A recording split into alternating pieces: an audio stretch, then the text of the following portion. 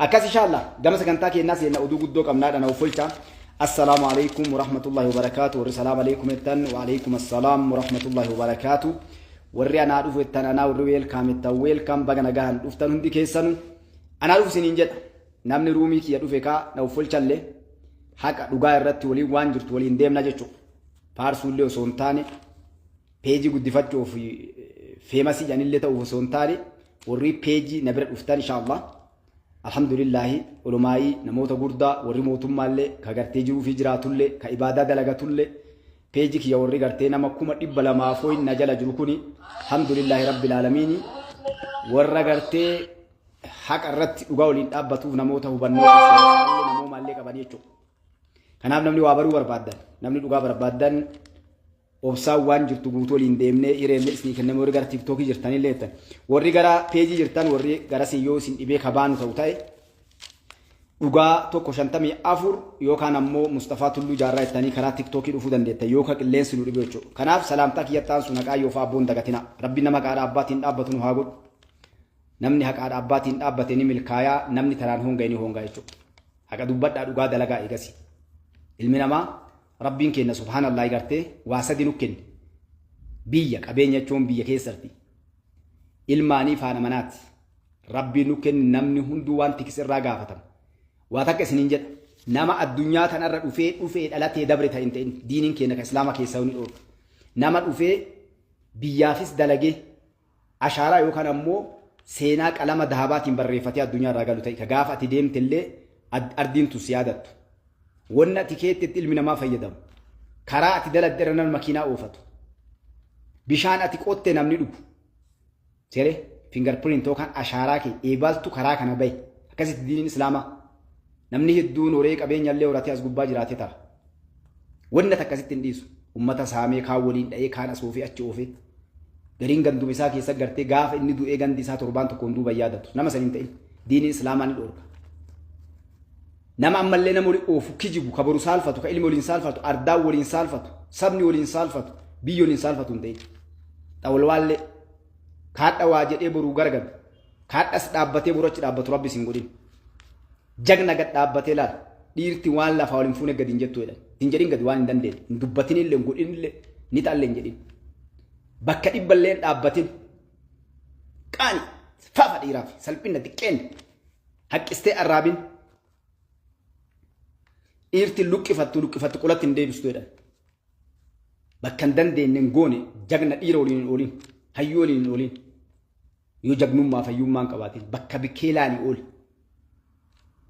أمو بياف إلمان كيتيف وان إلمان كان كيو بوريو الدنيا كانت أفن أباكي يكرا كان باي سنجر أنغرتي إلما إبالو تاكي يعني ديم هكذا سنجر هكا يوفا بوتي تانسو الرب نهامل كيسو أنا اللي سنلي إتانسو نموت الدنيا كي سركة هند إساتو يا رب ركعت ركوب باس ما يكمل إبا ما فيس تنندقتنا إيجاسي قام سكنتاك الناس ما تدورين جويات أو يدولك أبدي جبت الراجع جيبسي في إيجيبت فا بلا تقال تيات وري توبيا بيتشو توكي غوتو بلا جويات رات تقالو جراجو أكاسو ما فانو الراهنجا شانيف تيبلف بلا تكات تنقلين تقال يتابات أبيتشون دينغا دماليا أكه هنجرام متا غوراج أنا ماتش نمني قاعد سورة تلبيدي فمن أقول أي شغل والله نمني ولا شاني جتا ولا كادري جندا كيسا جتا ولا كجيب دوبي يمرا جرتو يتا مي سوشيال ميديا فان انجلفاتين الدنيا لك على لغوتو إسا مال تتاو دي ما توبيا كيسا جتو جرا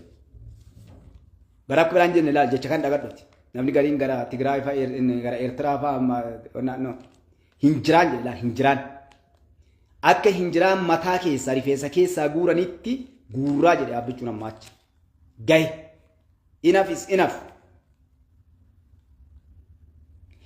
kana wal qabatee akka mata dureetitti warroonni social media kana gubbaa lafa dhiittan jecha Mustafaa tokkoon beektanii federaalli poolisni federaalaa hojii eegale biyya keessa kasagatee jedhu jetta kagartee uffata safuu biyyattii kanaan guunne uffatu jetta ammileenara antiktootara feemasiidha annamoota miiliyoon tokkoon najara miiliyoon lama naa iyyan jedhee warra labu jira guyyaa addaatti warra awwaardii tiktok irratti dhihaate dheengadda magaalaa Finfinnee keessatti jechuudha warroota G-Power TikTok kireetiif warri ta'an awwaardii san irratti argaman namoonni 5 laqam godhaman jechuudha.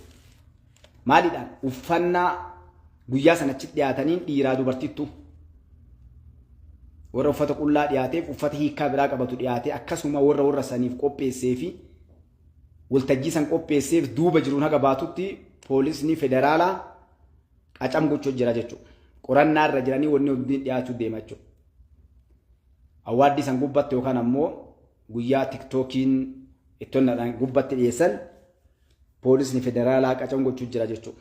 Miliyoonarri isaanii mucayyoon takka birrii surree taqullaa dhaabbattu takka I think birrii Itoophiyaa miliyoon 2 fidde surree san kaqullaa.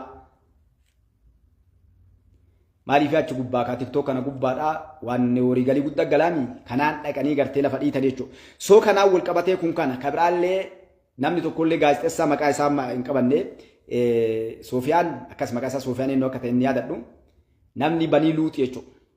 Banii Luuxii yeroo dheeraa jala deemamaa tures magaalaa Daammaa keessa qacam godhan isallee jechuudha.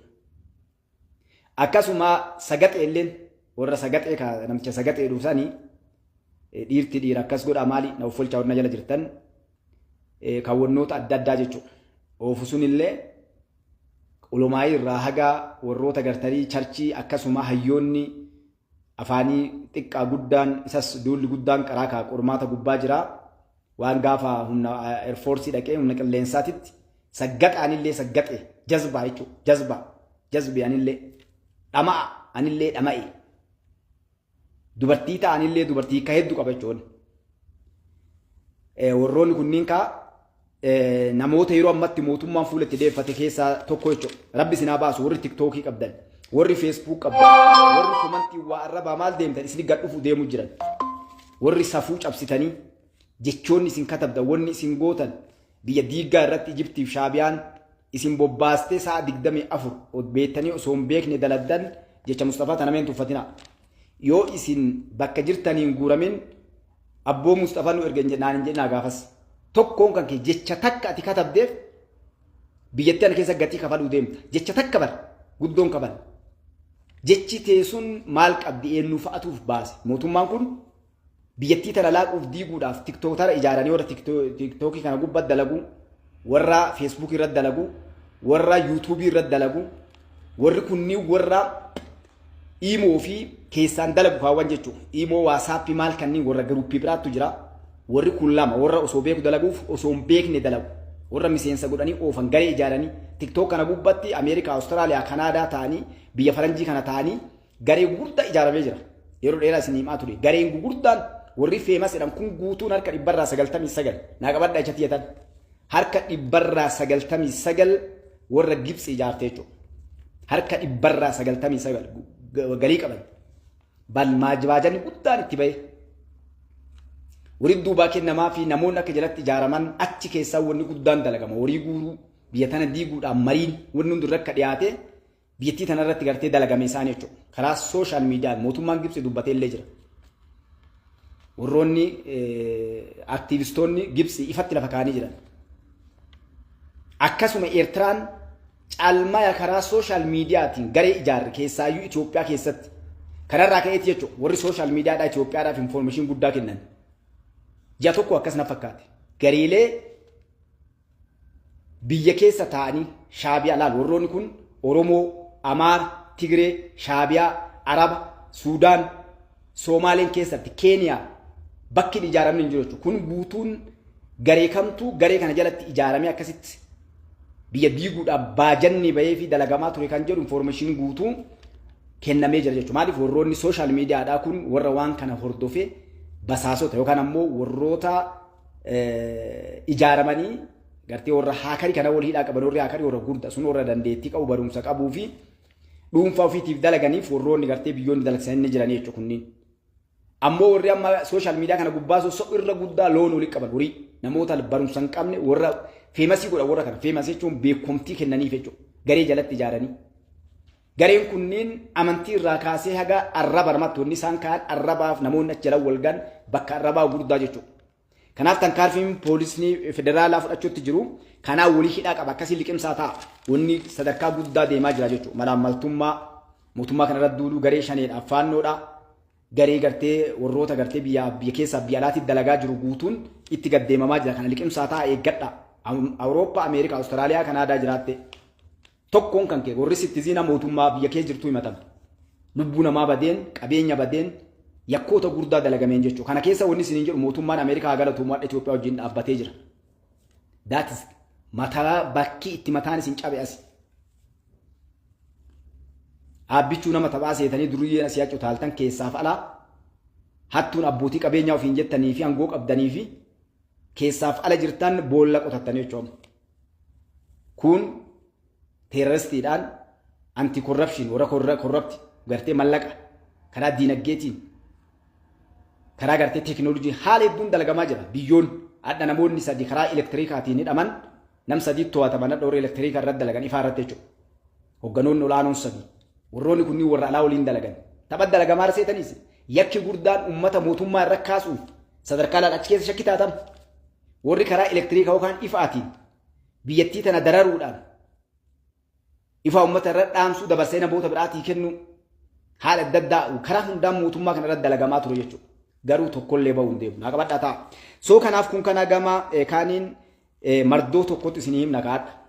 Shaneef faannoof kaafaa'uun mardoon jirtu Asiyaas Afawarqii mootummaa Itoophiyaa akka hin dandeenye ifan lafa kaa'ee jira.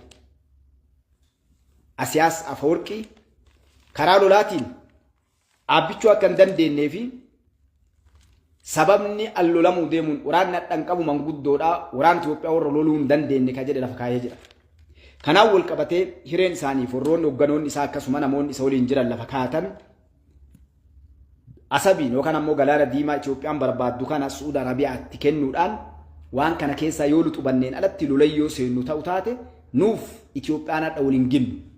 Nuu miti warroonni humna qaban teeknooloojii harkaa qaban biyyoonni Afrikaa hadha Itoophiyaa danda'an akka hin jirre Gibsi maalii fi waan Gibsitti jirtu argaa waan jiraniif guutumatti garas garagar kanaan wal qabatee jechuudha. Affeerraa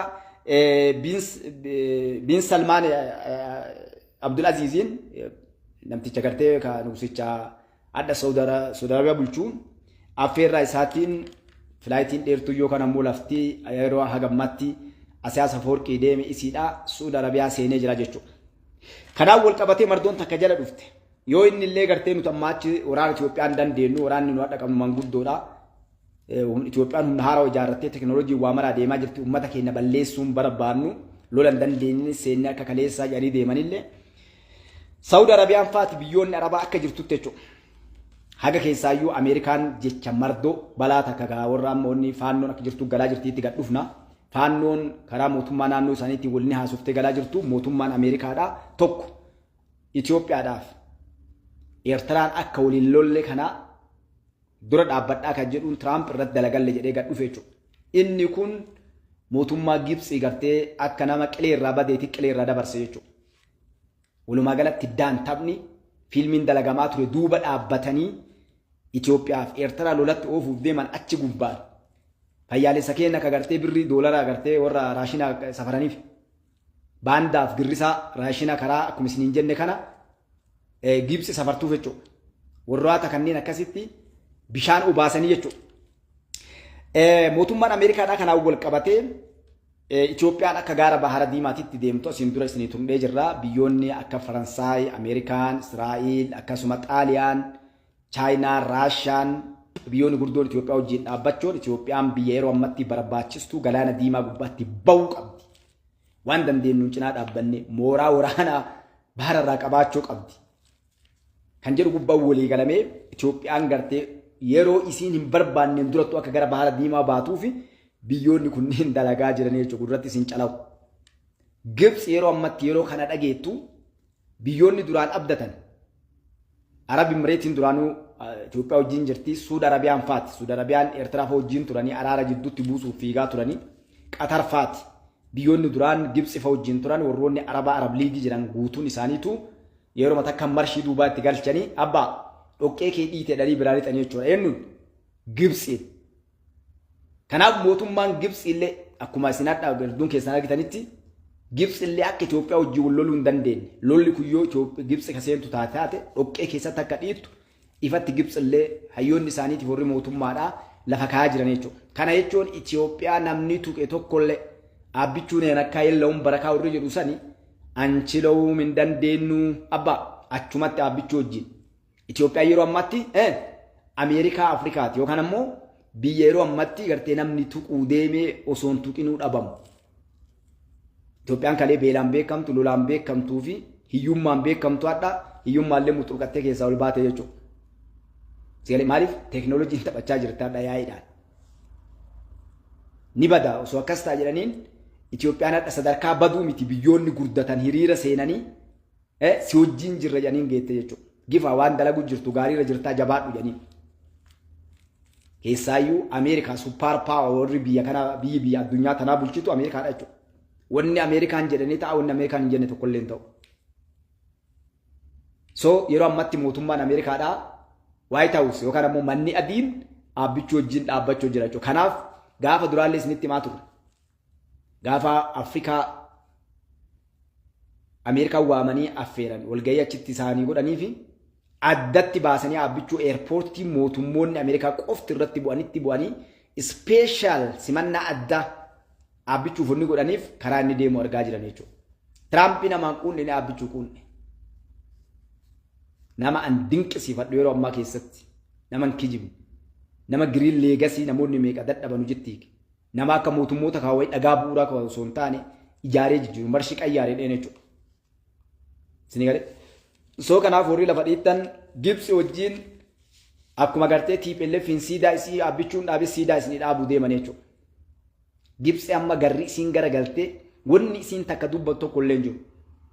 Karaa Suudaanii yaalaa turte hin danda'amnee fi karaa Somaaliitiin yaaltee turte hin danda'amnee fi karaa Jibuutiitiin yaaltee turte hin danda'amnee fi Arab Liigiidhaan yaaltee turte hin danda'amnee fi addunyaa maqaa bishaan abbaayaatiin ani murteessuu qaba irratti ani hoogganuu qaba ka jettuuni mirgiyya dhiibbamee uuu baduu kiyyaa maal ka jedhu olii gadi fiidde tokkollee hin dandeenye jechuudha. Waa danda'uu miti guyyaa takka pooyintii takka lafa kaa'uu hin dandeenye. Pooyintii haga qalamni yeroo ati waraqaan tutte pooyintii lafa kaa'ee bira dabru tuquu hin dandeenye jechuudha. Kasaaraa seente mala isaatu. Ol fiiddee ni dhaadattee kaan jettee uu jettee wanna takkallee godhuu dadhabde. Maaliif namni leenci afoo jiru hin taphatu leencaan. Leenca akka itti dheettee jalaa baatu dheessitee itti jalaa baatu irratti yaadda malee itti deemee nyaattaman jettu jechuudha. Si nyaata leenci. Yoo ati meeshaa guddaa feete harkaa qabaatte eesaa dhooftee kama daa'illee dhufee sirratti du'a jechuudha. Kanaaf mootummaan Gibxii namni inni duratti arguu jiru eenyu abbichuudha jechuudha. Leencaa ilma abbaa gadaa Oromticha. Kanaafuu walumaa galatti warri karaa kanaan lafa dhiitaa baatanii fonna gootan kasaaraan teessanii kasaaraa gara hin jenne ta'ee jechuudha. Kan biraa kanaan wal qabatee ammallee mardoo takka TPLF gasseera. TPLF mardoo isiin takkaan argira gadhiyoo kanaa lafa dhiittu kasaaraan itti dhufte jirti. Innillee mootummaa Itoophiyaa kun mootummaa ajaa'ibaati osoo isaan lafa dhiiftanii dhaabni Geetaachoo Raddaadhaa haarawaa dhaabanii beeytanii dhaaba dhiyoo kana dhaabbate. Dhaabni Geetaachoodhaa boordii filmaataa keessatti galmaa'u yeroo hayyamamuuf TPLF ammoo dhagaan siidaan akka irra dhaabbatuutti itti murtaa'ee jechuudha. Kanaaf dhaabni haarofni kuni kan gartee Gabratsiyoon Faati Geetaachoo Raddaa Faati dhiifama. Geetaachoo Raddaa Faati Samarti inni jedhaniin kun gara boordii filmaataa beekumtii argatee yeroo dhufutti TPLF Faati dhoqqee dhiitte jechuudha. Asiin mardoota kabiraan naagayaa jawwee. Shaabiyaan dhufaan hin jedhe. Asiyaasa Forqii Maxaal. Indeeti Maxaal abbaa jenneen daboo qabaa inni warra isa gargaaru. Namoota daboo waammatee qaba. Eenyu fa'a? TPLF takka jenneen badaabboo. Shanee lama jenneen badaabboo.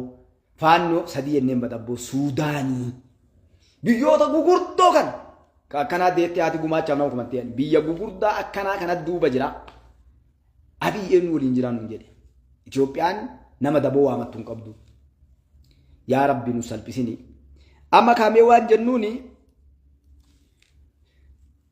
faannoo itti gadhuufnaa faannoon galuu jirti. Luqqaatee mucaan tokko osoo dhabne jechuudha.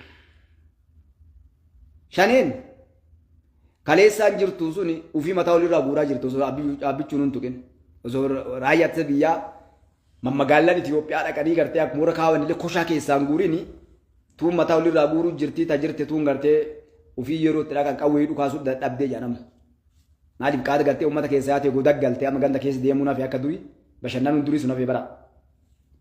دوبا جو وان جنوني وني تدادتون سوداني سوفيو چابته كنوتي دارا دادي كسي لفت اوفته قوقو بيرا كامو ديما سودان قفا ميتي وري جنرال البراو وجين ابته غوتونو بران ترو ديما جچو بيوني عربالله وروني غرتي غويا تاكور سولين دوبته امريكان قوقو بيرو غورو ديمتي نامو تو قرا هاغا بياتي كابلا كان نكاي تيبلفي كنو تيجيتاچو فات بوكيتي كافتيتي بودي فيلماتا كيسابا كلام كانان بودي فيلماتا غويان غرتي تو نغامي چامسا غويا ديغدمي افوري تيچو يوكان گيمبوتا كايتيوبياتيت غوراتي سينچالاو كاكا انو دكتور ملكيسا تنيني دكتور ملكيسا رادوباچو مربادو برا دكتور ملكيسا يونم رادوبو تنا جاي ملكيسا لفظو غرغرتولين قبانياس كيسا بقته بيتو واي سياسه دوبته فيلماني ماليوت يعني ملكيسا رندوبت اكامتي ملكيسا ديغري ارغتيبي اكامتي ملكيسا صدركاس ان لوفيو اسكيسا فيلمينو انا غافي كاكنا ديتاتي غوماتا نو كوبتيدا وروني موتوما كان كيسا اوري باي غوتو سان غافي نتان ايبي لما مغرسا سينغرتي نمناس دابته غويا كان ديبيتين داو وانا ان ارغدي برد كيسا مو بيتن وانا ارغي كيسا Oromoo waan nuun jedhan keessaa takkan arge hayyuuf nama beekaa jalan deemu nuun jaalan narraa eegale jechuudha. Waan hattuu qoshaashaa waan bututtuu wayii waan gartee takka wannan jenne kana yoo gartee warri bishaan warra kaanii dhugee afaan warraa kana gaariitti dubbate namni keenya gartee rabbi sitti hin fidin. Ati sabboonaa ta'e Oromoo ta'e nama qulqullu kan hanne kan kijibne ta'e ajaa'adamsa addoon lafa kaayan. Saree jaalatanii jedhe sareellee saree guddifatan. Sari ala guddi bitan gartee tanan bira guddisee balbala tigaltu sariyelle. That is the point. Wallahi garara gattani akka male. Mee isinuma warra achi bayaadha nu mormu kun mootummaa kana mormu nama sirnaatu ko jana fida ebalu jedhame nama lafee qabu. Kaadha achi bahee morkatee isin morkachiisaa jiru. Ka amma achi bahee morkatee isin morkachiisaa jiru. Ka waa dalagee igartee isin nuun jettan mee fida. Araa kiiloo amma araa kiiloo jira yallan. Niru bara namtu shane qabadhu ebaluun qabadhu jawwee qabadhu lammaa qabadhu bakkee qabadhu ebaluu qabadhu lidatu ayyaaloo qabadhu kristaan taaddalee qabadhu jinnii qabadhu ebaluun qabadhu marrookee qabadhu yalla mundiru